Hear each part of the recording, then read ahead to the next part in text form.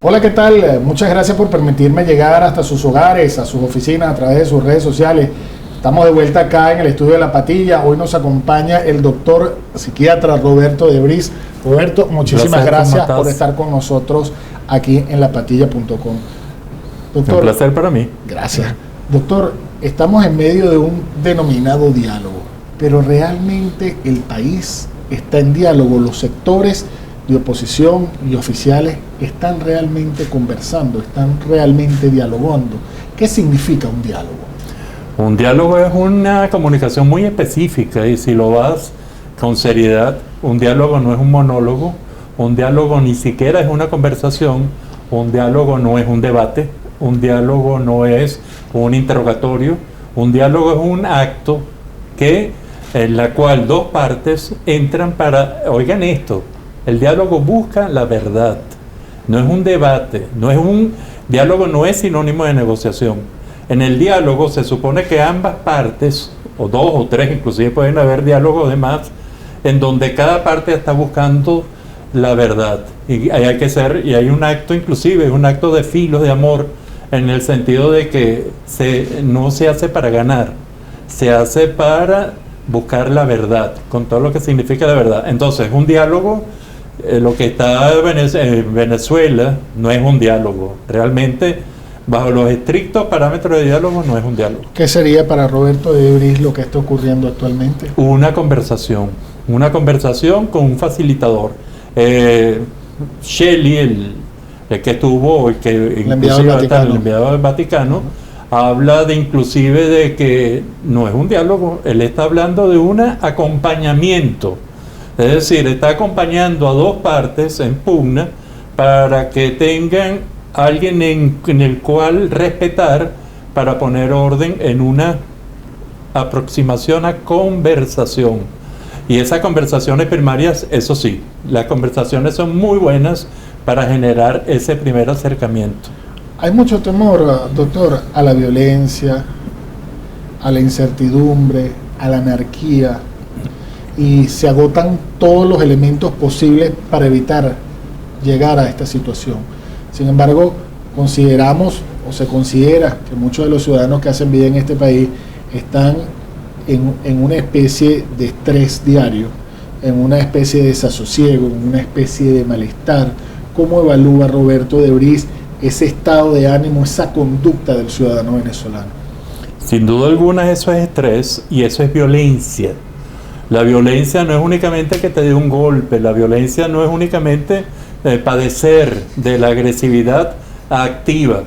Hay la agresividad pasiva, y esa agresividad pasiva es falta de medicina, falta de medicamentos, la inseguridad que vivimos a cada momento. Eso es una violencia, y eso es una violencia pasiva. El venezolano, y la mayoría de los venezolanos estamos en un estado de estrés, y ese estado de estrés es muy peligroso porque eso le abre la puerta a una gran cantidad de enfermedades de tipo psicoemocionales y de tipo físicas inclusive. Hay quienes pregunten y hagan una encuesta, por ejemplo, entre oncólogos para ver, porque una de las cosas que hay que tener cautela, sobre todo si uno es científico, es no dar datos, porque datos no existen. Es decir, no existe la información necesaria para poder evaluar las cosas. Entonces estamos como una incertidumbre, y la incertidumbre genera aún más estrés, porque si realmente tuviésemos los médicos, por ejemplo, las cifras de epidemiología y lo que está pasando realmente, eso alivia porque te pone en realidad para atacar el problema. Cuando no tienes una verdadera información, todo queda en inferencias, inducciones, yo pienso, y eso genera aún más angustia. Bajo el análisis de Roberto Debris, ¿qué pudo haber conllevado, aparte de la falta de medicinas y la inseguridad, qué otros factores pudieron haber tenido influencia en que hoy el ciudadano esté bajo estrés o en constante estrés? No hay futuro. Nosotros tenemos como pueblo, a nuestro juicio, con nuestras investigaciones, un problema muy severo, que nosotros vivimos, el presente nuestro es muy corto, y eso es un defecto. Ese presente se queda en un instante, máximo en un día, y si tú tienes un presente de un día, se borran los 3 tiempos, no tienes tiempo de recordar de hacer memoria, de aprender, y si no hay aprendizaje, no hay futuro. Y si no hay futuro, no hay proyecto. Entonces, en la misma medida en que nos sentimos estresados, angustiados, los problemas son de ya para allá. Y cuando vemos que no lo solucionamos, entramos en algo que es muy, muy interesante, que es la desesperanza aprendida. Es decir, cada vez aprendemos a cómo fracasamos mejor. Y eso es un círculo vicioso que hay que saber parar. ¿Qué se le puede decir a ese ciudadano que le dijeron durante todo un año, cuidado y no más tiempo, de que íbamos a un referéndum revocatorio, de que el revocatorio era este año, y de pronto nos salen con un mensaje de que se está solicitando elecciones generales en el 2017? ¿Qué se le puede decir a ese señor que lo despidieron por haber firmado para el revocatorio? A esa señora que hizo su esfuerzo a través de sus años o su discapacidad para estampar su rúbrica, aquel que tuvo que trasladarse lejos de su ciudad para poder firmar.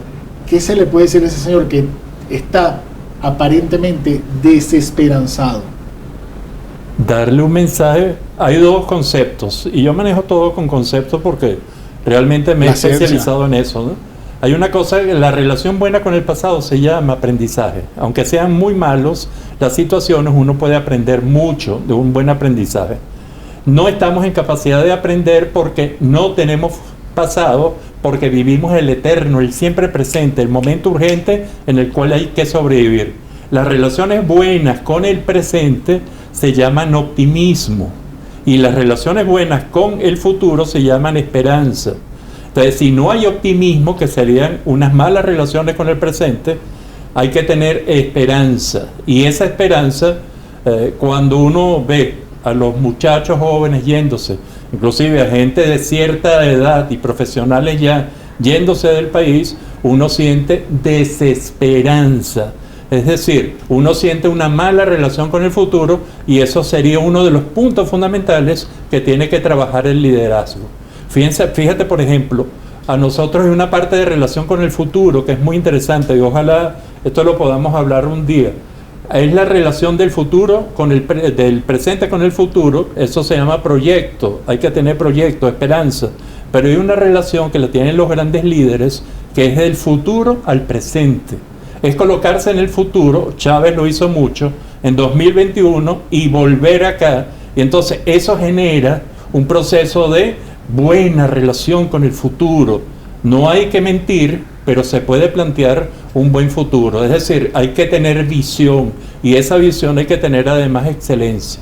¿Cómo está a juicio de Roberto de Bris, o bajo su análisis, la conexión en este momento, al día de hoy, entre los ciudadanos con su dirigencia política? ¿Y qué está ocurriendo con la dirigencia política, que no pareciera que las críticas estuvieran, salvo excepción de algunos que han dicho, bueno, son costos políticos que hay que asumir, pero a los políticos pareciera que no les gusta que los critiquen? ¿Qué está pasando con esa conexión del ciudadano y la dirigencia? Esa conexión se ha perdido por falta de dar ese mensaje de esperanza. Cuando dan mensajes de esperanza no están bien fundamentados, no se está haciendo ni trabajar la planificación, ni trabajar la excelencia, que sería lo contrario, y esto es un defecto que vemos en nuestro liderazgo.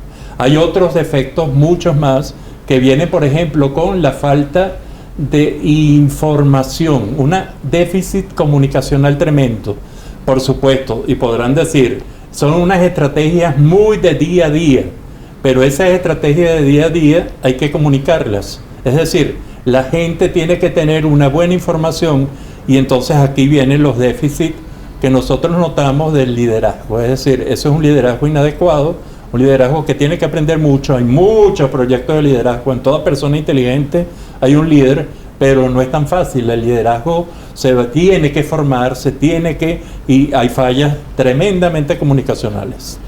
¿Qué está pasando también con el tema de los interlocutores, que cada vez que se expresan a través de los medios de comunicación social, parece que el lenguaje es agresivo, es violento? O sea, no hay como una dosis para poder buscar una cordialidad o armonizar la situación país.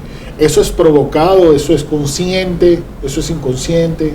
Yo creo que los líderes de ambos sentidos tienen angustia. Inclusive me atrevería a decir que muchos tienen miedo, estén donde estén. ¿Por qué? Pues sienten el miedo de todo y cada uno de los ciudadanos. Entonces, cuando vienes con miedo, una de las salidas es demostrar más fortaleza, más fuerza, y eso es reproducir ese mundo inhóspito de gran violencia, mucha violencia verbal que hay que bajar. Habría que bajar eso, y eso todo es entrenamiento de liderazgo. Los líderes, muchos se nacen, pero los líderes se hacen con un buen concepto y buenos conceptos de sociabilidad y sabiendo que quieren comunicar. ¿Cómo ve Roberto de Brija a los estudiantes? Interesante porque ellos son demasiado honestos, demasiado sinceros, no saben realmente de política, conectan emocionalmente con grandes posibilidades de comunicación, sinceridad, que no es honestidad, que además son honestos, pero la sinceridad es la capacidad para comunicar la verdad emocionalmente, la honestidad es comunicarla racionalmente, y hago esa diferencia porque los muchachos tienen muchas veces exceso de sinceridad, y con la sinceridad, sin un adecuado manejo de la honestidad, pueden salir muy golpeados y de repente están muy golpeados.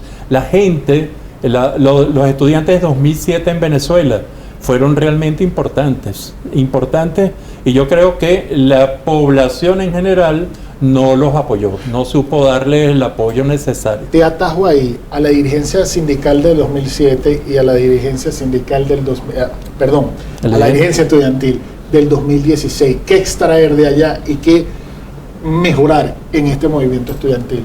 ¿Y cómo hacer para que el ciudadano, el empresario y el comerciante lo apoyen? Porque es que el problema también estamos esperando como que venga alguien con una varita mágica a resolver los problemas del país, y todo el mundo quiere estar desde su apartamento, desde su condominio, desde su empresa, y no hay quizás la voluntad o la fuerza de voluntad suficiente para poder mejorar el país, ir hacia un mejor camino. Lo que voy a decir quizás moleste a mucha gente de todas partes, pero creo que lo tengo que decir. Hay dos situaciones que son y nos diferencia en este momento en Venezuela, y creo que ahí podría estar mucho de la clave de enfrentar esto. Y uno de los puntos es la indignación, es decir, buscar la palabra indignación es cuando me hieren un derecho, es cuando me hieren algo, y los muchachos siempre están indignados, y es decir, eso es una parte muy importante. La otra parte, la parte de la indignación, es algo que hay que analizar. Gran parte de la población votó por el chavismo y votó por todo esto mucho tiempo. Y hay mucha gente que votó. Esa gente se siente, no estoy diciendo que son ni deben ser, pero esa gente se siente culpable. Y esa gente se siente con mucha responsabilidad de lo que están viviendo. Y entonces hago una mezcla de lo que ahorita llamamos el método de los dos conceptos. Busquemos indignación y busquemos, además de la palabra, de la otra palabra, y entramos en el conflicto. Hay una clase que son la gente clase media, la gente que ahorita son así, ojalá tuviera tiempo para hacer un gráfico, son los sobrevivientes ilustrados, que es toda la gente que se sentía independiente antes en la Venezuela anterior, pero ahora somos sobrevivientes ilustrados, y los sobrevivientes realmente pasaron a ser víctimas. Entonces, ¿qué pasa con una gente que tiene resignación, está realmente muy molesta, está indignada, pero no tiene el concepto realmente de la vergüenza, que es el segundo concepto? Entonces, si yo me siento indignado, pero no estoy avergonzado, lo más probable es que no me comprometa. Si por el contrario, yo estoy muy avergonzado y no estoy indignado, lo más probable es que me convierta en una víctima muy fácil, una víctima que no hace ningún efecto. Yo creo que ese es un punto, y ojalá hubiera mucho más tiempo para explicarlo mejor. Me dirijo al presidente de la República. ¿Concuerda sus declaraciones o lo que él dice con su lenguaje corporal? A mi juicio no, y eso sería un análisis muy interesante que podría llevar unos minutos del lenguaje y de lo que nosotros llamamos la imagen de una personalidad. Y ahí está uno de nuestros grandes problemas, porque Maduro, es que la persona que me está preguntando específicamente, es una persona con un modelo afectivo, es decir, a primera vista él podría crear una gran corriente afectiva. Él es alto, es fornido, tiene una serie de relaciones, pero el discurso, cuando comienza a hablar de una manera copiando al presidente Chávez, y al copiar al presidente Chávez no se ve que es original. Entonces termina siendo una mala imitación. Una imitación, yo diría que no óptima. Es decir, ¿por qué? Porque no logra transmitir, esa no es, a nuestro juicio, su verdadera personalidad. ¿Hay conexión del presidente Maduro con el chavismo per se? Lo tuvo porque era el dilecto, el elegido, pero lo ha ido rompiendo a través de todos estos años. Nos vamos a Estados Unidos, Donald Trump y Hillary Clinton. Brevemente, ¿qué analiza Roberto de Bris de estos dos personajes y cómo puede afectar que gane uno o que gane el otro en Venezuela? Yo creo que si gana Donald Trump es peor para el chavismo. Si gana Hillary es mucho más política, tiene muy buenas relaciones y es mucho más aparentemente diplomática. Y yo creo que una ganancia de Donald Trump sería realmente un problema para el gobierno venezolano actual. Si gana Hillary, entrará, por supuesto que Hillary no es pro-chavista, pero inicia un proceso que de la realpolitik, es decir, ese trabajo de la política como negociaciones, diplomacia, que ha sido una característica inclusive de Obama. ¿Por qué votar por Trump y por qué votar por Clinton?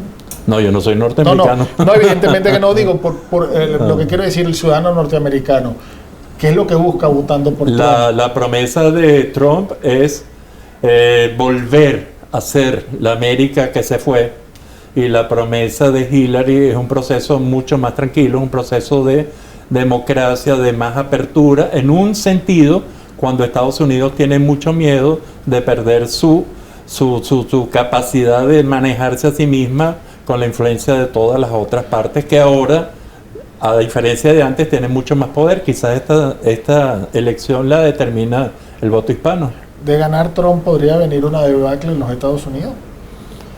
¿O una caída? Vamos a no ser tan radical. ¿Una caída en los Estados Unidos? Es una revolución en Estados Unidos. Es un hombre sin experiencia política, es un hombre que habla con mucha sinceridad, expresa mucho lo que quiere, es un hombre de medios, es un hombre que sabe emocionar, y muchos dirían que es una versión ideológicamente diferente a la del presidente Chávez. Para finalizar, Roberto, ¿qué mensaje le das al ciudadano para salir de esta espiral de violencia? ¿Y qué mensaje, cómo podemos llevar a Venezuela adelante? ¿Cómo poder salir de este hueco, de este hoyo? Se necesita, por supuesto, yo no creo en liderazgos individuales mucho, son cabezas, pero se necesita un liderazgo colectivo. Se necesita un liderazgo, por ejemplo, las elecciones del 6 de diciembre nos dieron una pauta a lo que podría ser a lo mejor mucha gente se va a molestar también, una democracia parlamentaria, es decir, a manejar más los grupos. Creo que para esto sirvió todos estos años que hemos vivido, porque una de las cosas, y lo uno con la pregunta y la respuesta, una de las cosas que nos sirven más en cualquier momento de grave crisis como ahorita, no es por qué nos sucedió, es poder contestarnos para qué nos pasó. Y si usted, con todo lo que ha sufrido en su casa, y cualquiera de nosotros comienza a reflexionar qué es lo bueno de todo este proceso, con todo lo malo y con todos los sufrimientos, eso tiene una palabra, esa palabra se llama serendipia, buscarle lo bueno a lo malo.